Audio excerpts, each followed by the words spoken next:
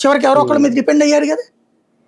అవును. అసలు ఈ రోజు వరకు ఎవరి మీద డిపెండ్ అవ్వకుండా ప్రతిపక్ష నాయకుడు అయ్యాడు, సీఎం అయ్యాడు, ఇప్పుడు 11 సీట్లకే పరిమితం అయ్యాడు. ఇది కూడా జరిగింది. బట్ 40% ఓట్ బ్యాంక్ అట్లాగే ఉంది అతనికి. 40% తగ్గట్లా. 1,32,00,000 ఓట్లు వచ్చినాయి ఇతనికి. ఆడ ముగ్గురు కలిస్తే 1,80,00,000. ముగ్గురు కలిస్తే 1,82,00,000 వచ్చినాయి. అంటే అదనంగా ఒక 50,00,000.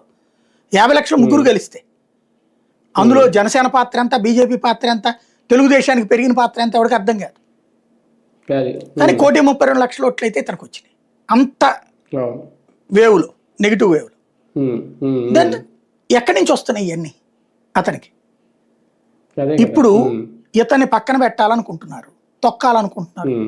నిజంగా చెప్పాలంటే భారతదేశ చరిత్రలో ఇంతగా తొక్కబడినోడు ఇంతవరకు ఎవడు లేడు, ఇంక్లూడింగ్ లాలూ ప్రసాద్, ములాయం సింగ్ కూడా. ఏదో ఎమర్జెన్సీ టైంలో జైల్లో పడేశారంటే అయిపోయింది, ఓకే. లేదా నిజంగా క్రైమ్ చేశాడు. ఇప్పుడు లాలూ ప్రసాద్ యాదవ్ డైరెక్ట్గా డబ్బులు తీసుకుని పట్టుబడ్డాడు, గడ్డితో కుంభకోణం. అది ఇతని దాంట్లో ఒక్క కుంభకోణం నిరూపణ కాల ఈ రోజు వరకు.